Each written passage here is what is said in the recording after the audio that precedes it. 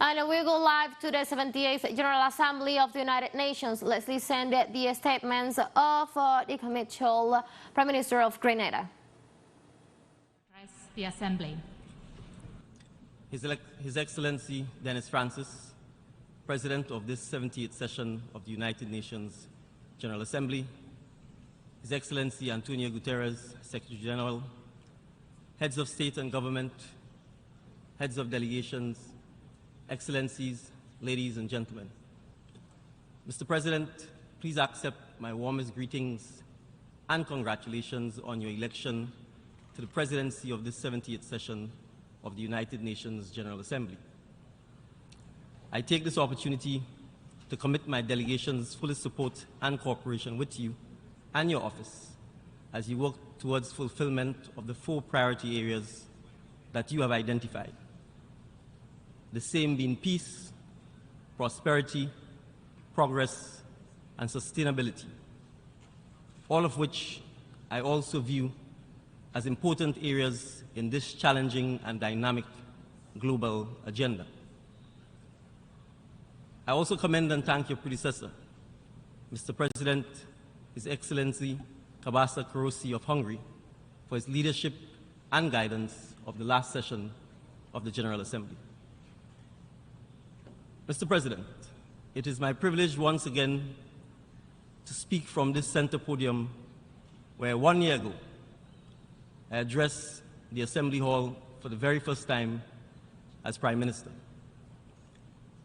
It was exactly 15 months ago when the people of Grenada, Carrick, and Petite Martinique, exercising their democratic right through free and fair elections, voted my government into office on a transformation agenda that promised to bring about fundamental change that would have a discernible and positive effect on the daily lives of all our citizens. So here we are, Mr. President, exactly 1 year ago, removed from my own inaugural address to this Assembly, and against the backdrop of this year's 70th session's theme of rebuilding trust and reigniting global solidarity, accelerating action on the 2030 Agenda and its sustainable development goals towards peace, prosperity, progress, and sustainability for all. But what does this all mean, Mr. President? Excellencies, friends, when we continue to live in a global environment and context where citizens are still plagued with issues such as hunger, poverty, gender-based violence, climate-related disasters, and other such issues that affect our planet, but especially those that touch and concern such aspirations as achieving all 17 of the Sustainable Development Goals. Against this backdrop, Mr. President, I'm pleased to take this opportunity to announce that Grenada will soon be celebrating its 50th anniversary of national independence on the 7th of February, 2024. In this regard, it could not be a more fitting occasion for my government and citizens to not only celebrate the upcoming Jubilee's milestone, but also to take the occasion to reflect and look ahead with respect to Grenada's continued role in the United Nations, where we must have a reimagined and renewed commitment to upholding the fundamental principles of the United Nations Charter and international law. The post-COVID pandemic world. Further to Mr. Speaker, and looking ahead, Mr. President, and looking ahead, particularly in a post-pandemic world, we can report that Grenada, like many others, was not spared the devastating and blunt post-trauma effects of the COVID-19 pandemic, coming to our shores and which took a deadly toll through the loss of many lives of our citizens in our Spice Island. Still, and notwithstanding the many traumatic experiences of that period, Mr. President, a period which saw the tragic loss of lives, lockdowns, mandates, and ultimately some relief through vaccine development, relief and its administration, the resilience of the Grenadian people rang true, and we ultimately prevailed as a people against an invisible enemy who, during its reign, took the lives of those whom we knew and called family and friends and loved ones.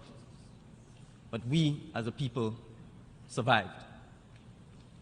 In that regard, Mr. President, and as the world and international community continue on its way to recovery and rebuilding, and as Grenada reflects on this particular experience, it would be remiss of me if I did not emphasize and remind us all of how important it is to have international cooperation with each other, along with the sharing of resources, information, and having continued dialogue through such multilateral forum as we find ourselves gathered here today. To that end, Mr. President, it cannot be overstated how much these last 3 years have allowed us to hopefully learn from the tragedy and adversity as seen during the crisis of the pandemic. We all must never forget that whenever and wherever there are severe challenges and especially human suffering, the United Nations and its members must come together and respond to such crisis with the greatest urgency through its multilateral efforts and cooperation, so that we can all come together in the aid of our neighbors and citizens in the time of their need. In that regard, Mr. President, and as Grenada looks towards its future and casts its eyes upon our own embrace and pursuit, with hopes of achieving all of the 17 Sustainable Development Goals, I'm indeed pleased to highlight and speak briefly on SDG 4, quality education. On this front, Mr. President, Grenada, under my government's leadership, has made significant advancements in improving access to quality education for all of its citizens of Grenada. Further to Mr. President, and to ensure that no one is left behind, our premier community college for youth exiting the secondary school system in Grenada, the TMRHO Community College, has implemented skills to access the Green Economy Project in partnership with a significant member of this body to allow many of our youth to receive the acquired job-related education and training in a variety of identified vocational disciplines. Additionally, Mr. President, my government has developed and commenced a free tuition policy which allows all students access to a post-secondary school and tertiary level education at no tuition cost to them as part of our commitment to a good quality education to as many a cross-section of our student population and wider population as possible. SDG 5, gender equality. Mr. Speaker, Mr. President, Grenada can also speak to its engagement and implementation work with respect to SDG 5 and the very important issue of gender equality. In this regard, my government continues to make numerous advancements towards achieving gender equality, including, but not limited to, having gender themes reflected in several policy frameworks, including our medium-term action plan. We have implemented the Spotlight Initiative, which aims to end violence against women and girls, and which highlights the all-of-society approach required to advance the attainment of this very important SDG 5. This initiative has come with the assistance from the United Nations Development Programme, whom we thank, and which is designed to focus attention, coordinate human effort, and strategically apply resources to the implementation of a well-conceived, comprehensive national program to contribute to ending family violence and all forms of violence against women and girls in Grenada, Carriacou, and Petit Martinique.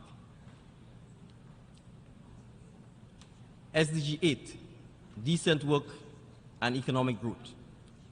With respect to SDG 8, Mr. President, as it pertains to decent work and economic growth for our citizens, and given what we have seen and experienced during the pandemic, and now a post-pandemic world, where there were disruptions to supply chains, economic inflation, and recession in many parts, we do acknowledge and recognize that our unemployment rates remain a challenge, and there remains much work to be done.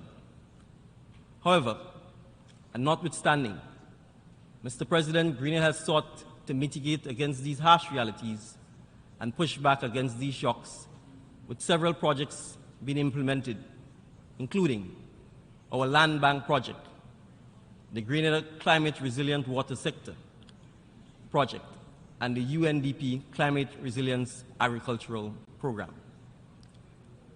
These initiatives and projects, Mr. President, have served as critical activity areas that have created many forms of employment for our citizens, especially our young people, giving them a renewed sense of hope that they too can have equal access to employment and economic opportunities. SDG 14, life below water. Mr. President, as another example, the 14th SDG goal, life below water. Grenada understands all too well how important our oceans are to countries like Grenada, who are big ocean states, where many of our citizens rely on the ocean, especially the fishing community. They heavily depend on the ocean for their daily sustenance and livelihoods.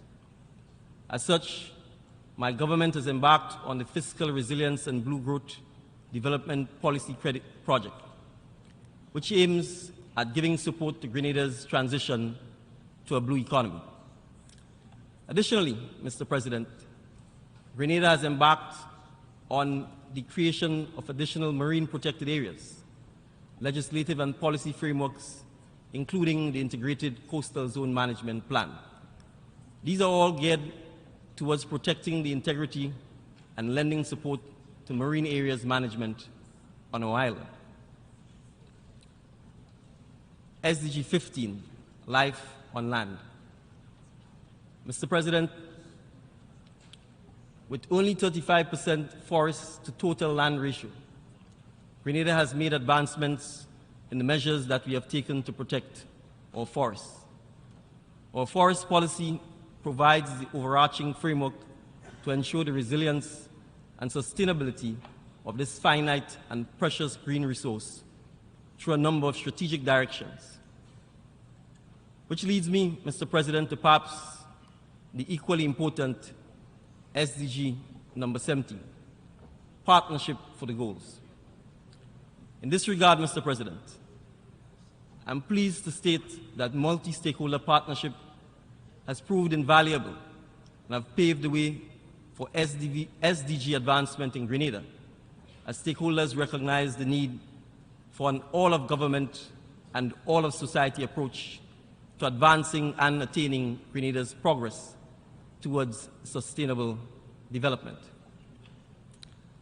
Finally, Mr. President, allow me to further address the one subject that is perhaps arguable the single most encompassing and prevailing issue of our time, and it relates to SDG 13, climate action. Mr. President, every year, we, the leaders of these 193 member states of this august institution, gather here in New York to give a status update as to the progress that we have made in our respective countries and the future that we would like to see, as viewed through our own lenses coming from the various regions of our international community. In that context, Mr. President, if there is one thing that we can all be certain of, it is the likely occurrence of a climate disaster of some kind among one or several of our member states, and which will have devastating impacts on our citizens, our economies, and inevitably affect the state and progress of that country's development. Mr. President, last year I called for the escalation of the urgent action that is required by our community of nations to give specific focus to redoubling our efforts on climate action. In this regard, at this year's Climate Ambition Summit, the summit was an opportunity for government leaders and other partners to present credible and concrete actions to keep the 1.5 degrees Celsius goal of the Paris Agreement alive and deliver climate justice to those on the front lines of the climate crisis. The Intergovernmental Panel on Climate Change confirmed that global emissions are at their highest levels in human history and only continues to rise. Such increases, Mr. President, will only continue to wreak havoc on communities, economies, businesses, and create a severe strain on public finances. Mr. President, the states that contribute least to the climate crisis are the ones bearing the heaviest burden. And without immediate and deep emissions cuts across the board, I'm afraid that we are on a trajectory for far worse outcomes if we don't take significant action today. Mr. President, as we look forward to the upcoming COP28, my own region and colleague CARICOM heads of government have emphasized the critical importance of urgent efforts to address financing to address the impact of climate change. These heads of governments also agreed on the need for strong political advocacy from the region on key action areas to keep the 1.5 temperature goal within reach, focusing on areas of finance for adaptation and loss and damage, improving access to finance for SIDS, de-risking, debt sustainability and innovation as key points. Grenada shares these concerns on these important issues and continues to be and remain vulnerable to the harsh climate crisis and its devastating effects. Grenada has implemented several policy frameworks, such as the National Climate Change Policy and the National Adaptation Plan, which are geared towards assisting in advancing the country's strategic approach to climate adaptation and building resilience. Adaptation efforts will be scaled up through initiatives such as the Climate Smart Agriculture Program and our second nationally determined contribution, which has set an emission reduction target of 40% below 2010 levels.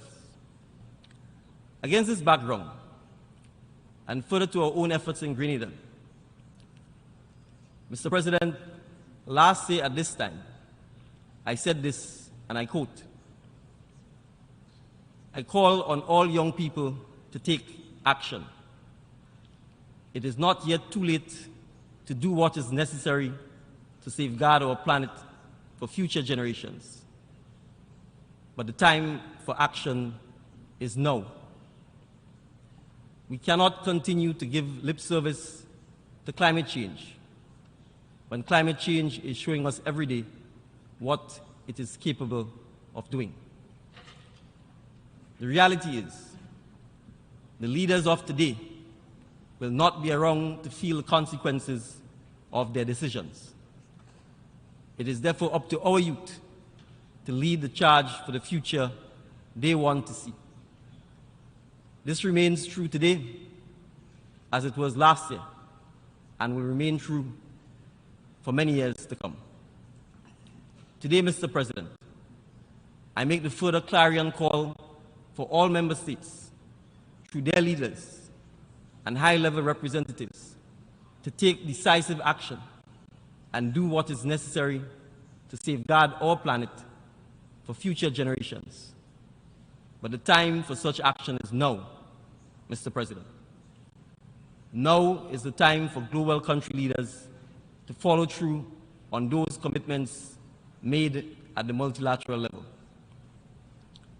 Our goal as responsible citizens should be to leave this planet in as good a condition, if not much better, than we actually found it. Finally, Mr. President, on issues concerning those of us in the global south of the Caribbean archipelago.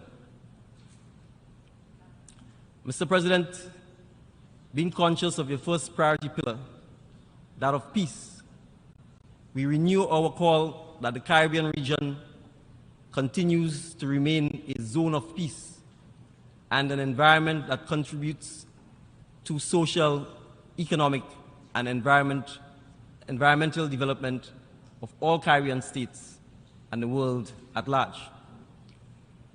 In this regard, and in light of the just concluded successful G77 and China summit in Havana, Cuba, Grenada reiterates its call for the removal of the US-imposed economic, commercial, and financial blockade against Cuba, and a further call for Cuba to be removed from the US State Department's list of countries that are co-sponsors of terrorism, and that it be allowed to rejoin and be renamed among the peaceful, loving nations of the international community.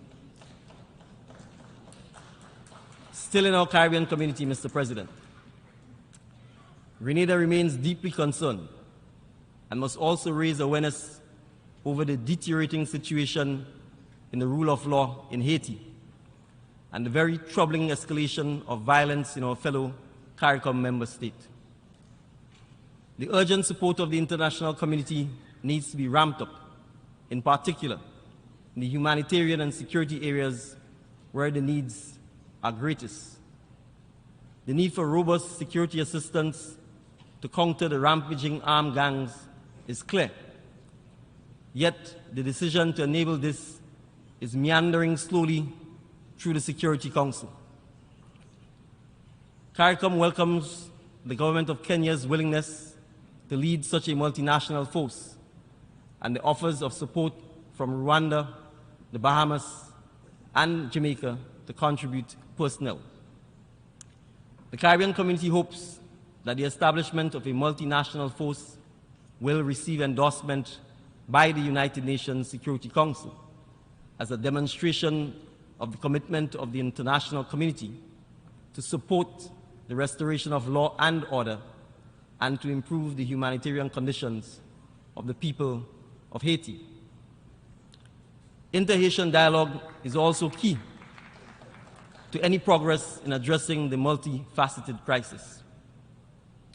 CARICOM, for its part, is providing its good offices through an eminent persons group consisting of 3 former prime ministers of the region to facilitate these efforts. A resolution of the political crisis in Haiti is also key to free and fair elections to place the country back on a constitutional path and to open the door to an improved future for its citizens. The people of Haiti deserves no less. In that regard, Mr. President, Grenada calls on all friends of Haiti and the good offices of the Secretary General to continue to support the people of Haiti. With respect to the Republic of Venezuela, Mr. President, we further reiterate and also remain resolute in our call for an end to the imposition of unilateral coercive measures against Venezuela, contrary to the rules and principles of international law and the Charter of the United Nations. In conclusion, Mr. President, with a challenging, complex, yet dynamic global agenda, it is still incumbent upon us as global leaders to still look to a world with a renewed sense of hope and sincere optimism, It is with that renewed sense of hope that we must continue to press forward and aim to achieve not just the 17 SDGs of this multilateral forum, but we must seek to dramatically affect the greater good, the human lives that we have been entrusted to lead. It is a position that I do not take for granted, Mr. President, but envision, along with my government, that the pursuit of those goals pursuant to the 2030 Agenda can be met and will be met. With steadfast commitment and a shared vision and cooperation from all of us, so that we can indeed achieve, Mr. President, peace, prosperity, progress, and sustainability for all our citizens and all peace-loving nations represented and assembled in this great Assembly Hall. Thank you.